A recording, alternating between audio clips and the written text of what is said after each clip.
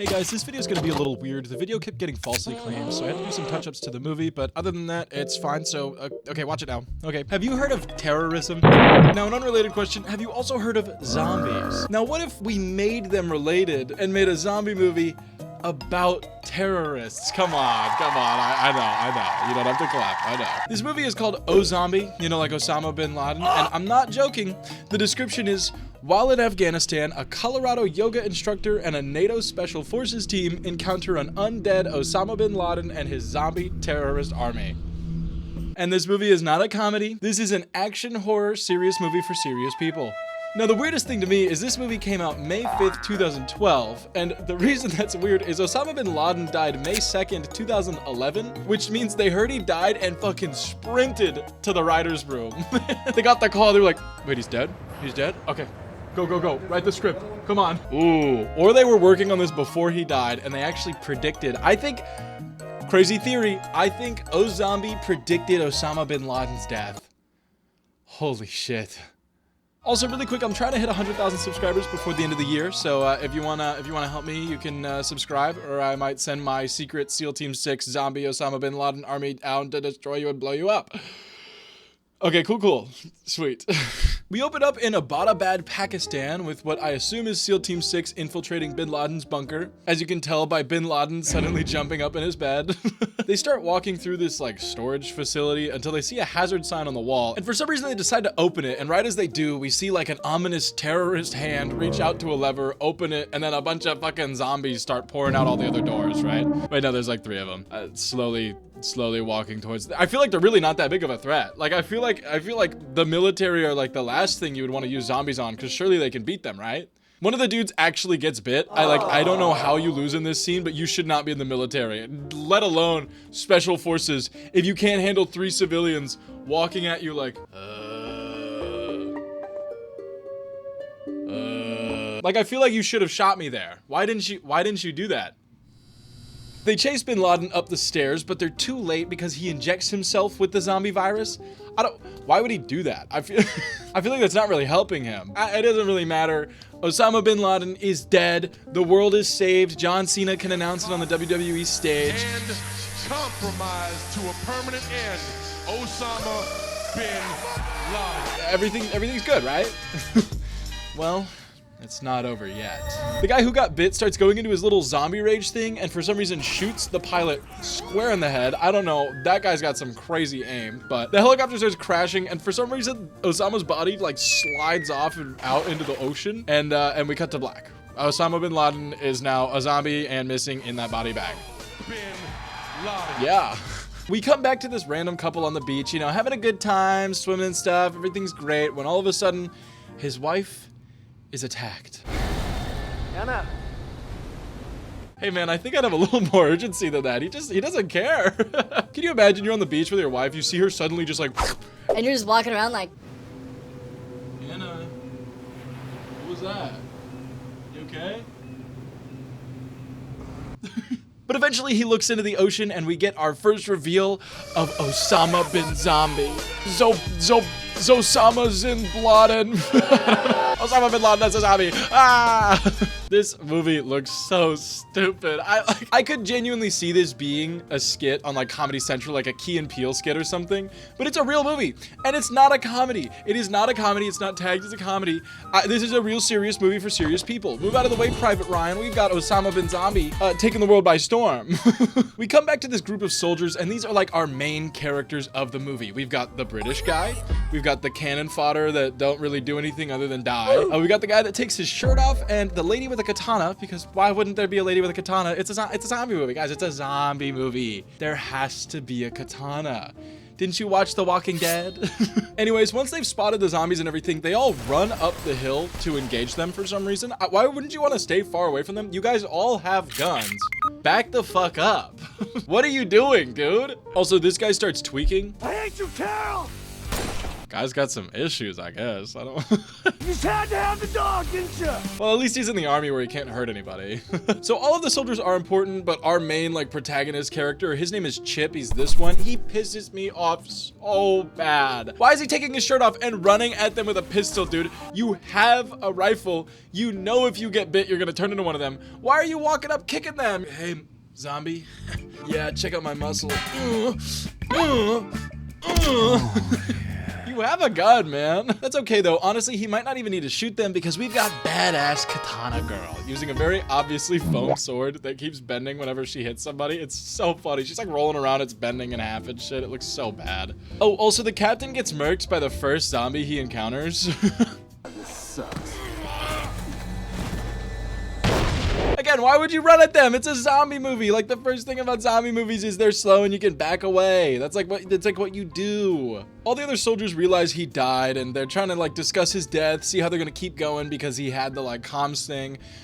When another one of their guys just gets bit by a zombie, they're all facing the way the zombie came from. Did no one see him? Did nobody see the guy? What the hell? We get this drawn out, sad little scene where they're kind of deciding who has to put him down and put him out of his misery. And I think this point is what really makes it hit home that this movie is trying to be serious, you know? Like I cannot take this movie seriously when you have fucking Osama bin Laden zombie as the looming threat, but they keep trying to make me take it seriously. It's zombie Osama bin Laden. No, I'm not gonna, no. We cut over to Dusty Miller, the Colorado yoga instructor, and her guide, Asif. It's Asif. That's how he told me to pronounce it. The guy doesn't last long, but Dusty gets rescued by the soldiers we met earlier, and we learn she's actually here to find her brother Derek, who is here to stop the war on terror.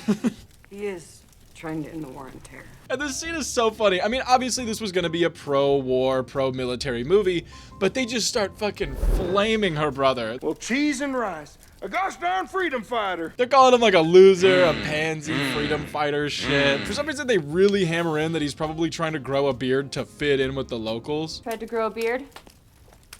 You know, to fit in? Definitely a beard. Hey man, you all have beards. Every single one of you has a beard. What? We get to form our own opinions on him because after this we cut over to the D-Man Derek himself, who spots a group of zombies with like some sort of map. He has like a little map in his satchel. So he decides to sneak up on them. Can you sneak up on a zombie? I thought they like smell you or some shit. I don't know, but he tries to cut the bag off with a stabbing knife, you know, like not serrated at all. So it just like doesn't cut. And he's like, oh god damn it. So he just stabs it and kills it and takes the nap and runs. What was the plan? I don't care. So we come back to these soldiers for some more info dumping, basically just, oh, we find out that they're NATO and everything. And while all of this is happening and they're discussing like their next plans, we cut over to Chip and DC. Just shirtless boxing in the middle of the desert for no reason. Is this Ozombie or Brokeback Desert? Like, what? Why does this scene exist? Like, genuinely, Chip is one of the most fan servicey characters I've seen in a long time, which is really funny considering that this is a fucking zombie war movie about Osama bin Laden. Who did they think the target audience for this? Why did they have a fan service dude in this movie? Eventually, we get the important info dump from the main guy who talks about Bush's pledge to end the war on terror after 9/11. And then they described Godsmack, which is this chemical agent that the US gave to NATO that would poison the water supply of the terrorists and to like try to drive them out, right? Which is like one of the highest war crimes you can do. Like chemical warfare is usually a really big no-no, but poisoning civilian water supplies is like extra up there. Like, which is really funny because they describe it in a way and they're like, oh yeah, you know, we poisoned the water supply, but then those Evil, dirty terrorists decided to use that against us. oh, how dare they try to use our poisoned water that we put there. Basically someone, they don't really know who, they assume it's someone in NATO though, added extra shit to the formula that turned it into the zombie virus, right? Luckily though for them, it's not widespread because it was only in the evil, dirty terrorist water. It's localized to like Bin Laden's hideout and like the rest of the Middle East, I guess. We get a lot more info about NATO pulling out, you know, them losing contact with everybody and how they're the last hope for Afghanistan. Which is really funny because like 5 minutes ago, they were talking about how they're the reason that the zombie apocalypse even started there. You guys made the issue. What do you mean you're the last hope? You were the first issue. Also, I just want to say their little quips and one-liners that they have throughout the movie are so bad. Confucius say, man who fought in church must sit in his own pew. That's Jokes, by the way. His name is Jokes because every time he's on screen, he has to give a shitty joke. Isn't that awesome? I love the characters in this movie. They're so good. Immediately after this, we cut over to Dusty talking about how her brother was actually a firefighter during 9/11, and it's like a really sad, somber moment. But we also, because of this, learn that this dude, her brother, isn't a freedom fighter. He actually just hates bin Laden so much, he wanted to go to Afghanistan to finish the job himself. Also, fuck this movie for trying to be this sad, somber 9/11 firefighter memorial story, while also being the fucking zombie Osama bin Laden movie. You can't be both, man. I'm sorry. We cut over to Derek, who is sitting by the fire with this random kid he rescued. I don't know, the kid was like hurt or whatever. He starts asking some questions, and I love how tinfoil hat they make Derek. You think bin Laden's still alive? I was reading some pretty crazy stuff on this website a couple weeks ago.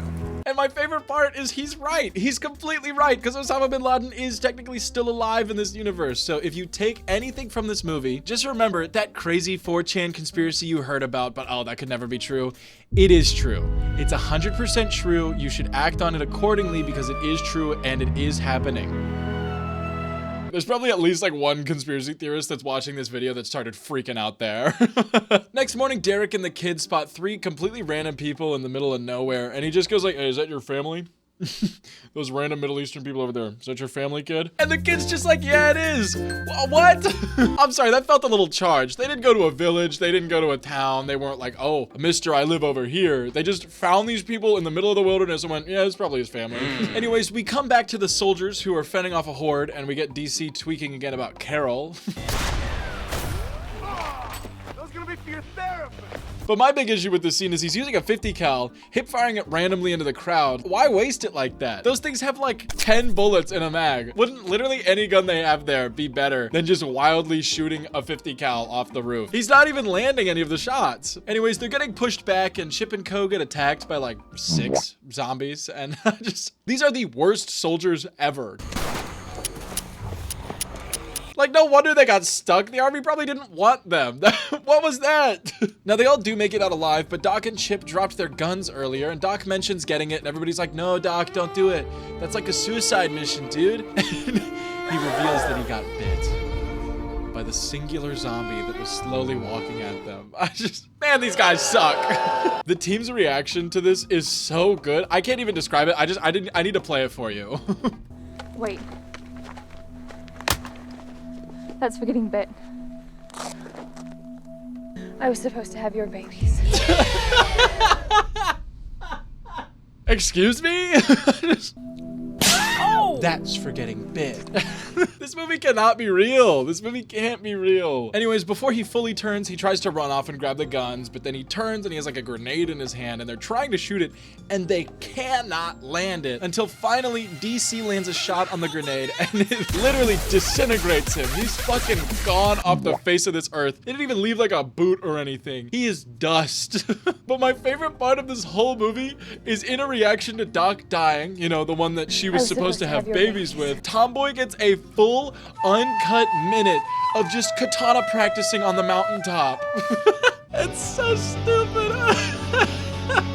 It's so bad. It's so bad. I don't know. This might be the greatest movie ever made. Anyways, the group decides to split up to cover more ground or something. I don't know. They're all headed to the same place, so I don't know why they do that, but we cut over to Derek, and I just love that this dude is wandering the desert with dual AKs, just fucking looking for bin Laden. He's just walking around like, yeah, where is he? Is he nearby? We cut over to group 1, which is Chapo, Tomboy, and Jokes, and while Tomboy is slicing up all the zombies, you know, going all crazy, hi-ya style.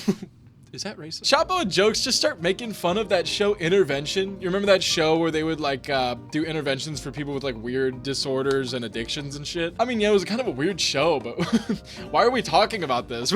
There's this one episode where this lady was yakking in Ziploc bags after every meal. Chapo's like, yeah, we had to do an intervention for my mom once. She was really addicted to Beanie Babies.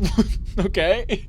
Cool, I guess. Also, I have to say, Tomboy is such a Michonne clone. I didn't even feel I needed to mention that because of how one-to-one it is, but it's so obvious. She's a Michonne clone. I didn't like, why is this here? We cut over to group 2 who are bonding over DC and his terrible divorce, but that's not important because they found a zombie with a suicide vest on.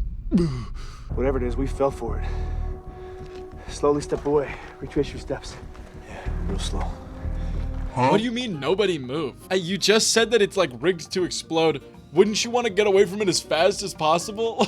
It's not like a landmine that you stepped on. You should be getting away from that as fast as you can. It's rigged to explode, man. What? They get jumped by some militiamen, but before we get to see anything else, we cut back over to Group 1. Group 1 starts getting attacked by some zombies, and it's looking pretty bad, actually, until all of a sudden, walk 'em down Derek shows up in a truck with an LMG and just starts fucking unloading on the zombies. This man is a hero. Back over with the other group, things are actually looking pretty grim. You know, DC's down for the count with some glass in his leg, and the terrorists are coming in fast, and they need something to help them. So Chip takes off his shirt to save DC, and some zombies come in and kill the terrorists. I don't... Put your goddamn shirt on. They're trying to look for a place to hide, so they find this weird little cavern thing, and they leave DC at the front while they go and check it. And as they go in further, they get attacked by this big group of zombies. And I'm thinking this is it, right? Chip's shirtless. The lady hasn't shot her gun once the entire movie, except to shoot Chip in the beginning. Surely they die here, right? Well, Chip gets overrun, somehow doesn't get bit once. You know, the shirtless dude standing there with like 8 zombies on him, he doesn't get bit, he doesn't even get scratched, and he runs out totally fine. He's totally good. Once they get to the end, DC's standing there with his 50 cal and he gets a fucking crazy collat kill, and the day's saved. Was that good? Was that good? Call me. I don't know what that means. Unfortunately, DC won't be able to call in his kill streak because he actually passes away in this really, really somber scene. Bark. I don't know why he did that. Now back over with Group 2, they actually stumble upon the zombies that attacked Group 1, and they run into each other and they all meet up. The group sets up camp for the night right in front of that tunnel for God knows why. Like, they know there's zombies in there, right? Like, I know he got that crazy nasty collat kill, but they know that there's zombies in there. Why would you sleep there? Even if they're dead, you don't know what else is in there. You didn't go through the whole cave. I mean, I don't know. It doesn't matter because Dusty and Chip finally get their little romance moment. Aww. We then get the weirdest dream sequence ever. They're playing in the park and then some fucking zombie Osama just shows up out of the grass and starts running at them. It's really good. Anyways, Derek wakes up from this dream because he was having it, and then he runs off in the middle of the night to the military camp, and when the rest of them wake up, they're like, oh shit, he's gone. We gotta go to the military camp to save him. God, he's such an American hero. To prove how much of a hero he is, he shows up to the camp, gets caught, the guy that caught him's gun jams, he kills that guy, one taps the gate door open, says thank you Call of Duty, Thank you, Call of Duty. probably chugs him out and do off screen, and then overruns the camp. Why do we even need the army here? Just send in Derek, dude. Oh my god. The zombies overrun the rest of the terrorist dudes, and Derek sneaks into the cave entrance that they were guarding in the first place. The rest of the group does eventually show up, but only Chip and Dusty head into the cave after Derek because apparently an airstrike was ordered to the location. They're all like, we gotta get here in like 36 hours or we're gonna blow up. How? They lost comms in the first 5 minutes. That first dude that died in the movie, he was the communication. They constantly mention how they have no idea that this camp exists either. Who the hell is airbombing this place? This doesn't make any sense. Chip and Dusty finally meet up with Derek in the storehouse area, and they find the final room of the cave. This dude in here is doing some Al-Qaeda propaganda videos and shit where he reveals in the video Osama bin Laden is still alive and is at that table with them as a zombie. Whoa! I was not expecting that. Let's be honest. I was not freaking expecting that. While he's filming this video and everything, Chip, Dusty, and Derek just kind of walk into the room. Like, there's no way they don't hear that. They're just kind of like walking in there like, hey, what's going on, guys? They get into like this standoff with the terrorists, and then a few random ass zombies just come in and kill all the insurgents, so they leave. It was really weird how they did that, but since there's an airstrike coming, they just kind of sprint out of the place so they can make it to safety, right? Or do they? Joker gets shot by one of the terrorist dudes and he bleeds out. And damn, dude, there's literally like 3 minutes of the movie. You could have just hid in a corner and you would have been fine, man.